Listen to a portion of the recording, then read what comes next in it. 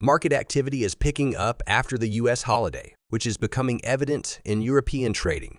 Local stock indices are significantly increasing, encouraged by the rise in futures for major American stock indices.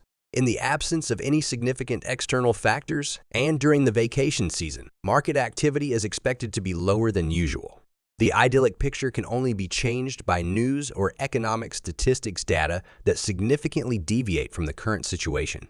Among the important events of today is the expected result of the Bank of England's monetary policy meeting. Recall that the consensus forecast suggests maintaining the interest rate at 5.25. However, the focus will be not so much on the regulator's final decision, but on the meeting minutes, which may shed light on the central bank's future actions. According to the latest data, consumer inflation in the United Kingdom has fallen to 2, which is fully in line with the paradigm of Western central banks, where 2 inflation is considered comfortable. Is it time for the Bank of England to lower interest rates? The logic of all previous statements by representatives of the British regulator, suggesting that they may begin lowering rates, points to this. However, there is doubt that the central bank will act today. Therefore, market participants will focus on the voting breakdown for the rate decision.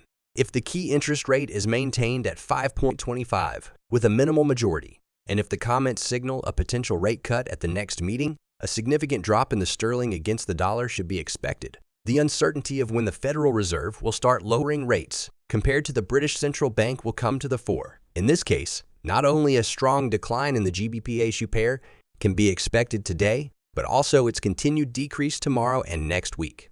There is no longer any doubt that rates in Europe will be lowered. For instance, the Swiss National Bank decided at today's meeting to cut the key interest rate by 0.25 to 1.25, marking the second consecutive cut. On this wave, the USD pair soared, approaching the 0.8900 mark. What can be expected in the markets today? I believe that the overall trend of weakening major currencies will continue until the end of this week and probably will not stop next week either. Against this background, a confident rise in the ICE dollar index to the 106-point mark is expected.